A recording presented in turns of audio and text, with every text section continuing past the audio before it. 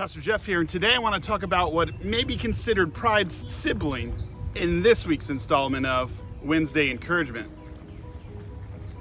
The sibling of pride that I'm referring to is selfishness. I really believe that selflessness is the key to how we should live, but I often find myself becoming fairly selfish.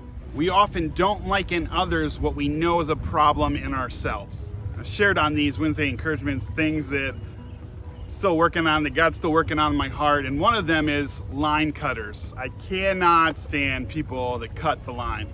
To me, cutting the line is pretty selfish. I mean, people have been waiting there a long time, and in you walk and cut everybody off. I have found myself being the line police during COVID because we're social distant and we have these spots on the floor often that we have to stand in, and when somebody doesn't see them and comes over and cuts us off, generally I'm the one in line who speaks up.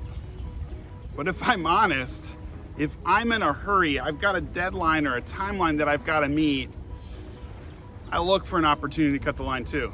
So I love this reminder from Paul in the book of Philippians chapter 2, verses 3-4. It says, "Do nothing out of selfish ambition or vain conceit. Rather, in humility, value others above yourselves, not looking to your own interests, but each of you to the interests of the others." I was reminded of this problem area in my life this week when a friend of mine posted a story on Facebook.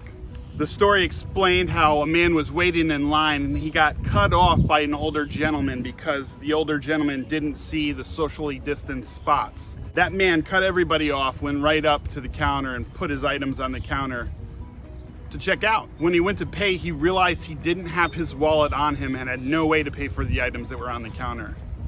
Meanwhile, the guy who he had cut off stepped up and paid for that man's groceries. When the man who was cut off, who paid for the older gentleman's groceries, got up to the register to pay for his own, the cashier said, "Why did you pay for that man's groceries? He cut you off."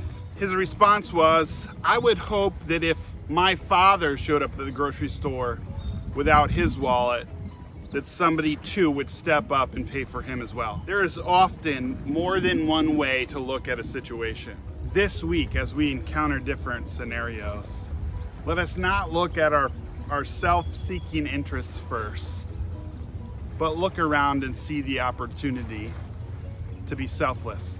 You may impact somebody's life in ways that are more profound than you could even imagine, and you'll be more appreciative when somebody acts selflessly towards you.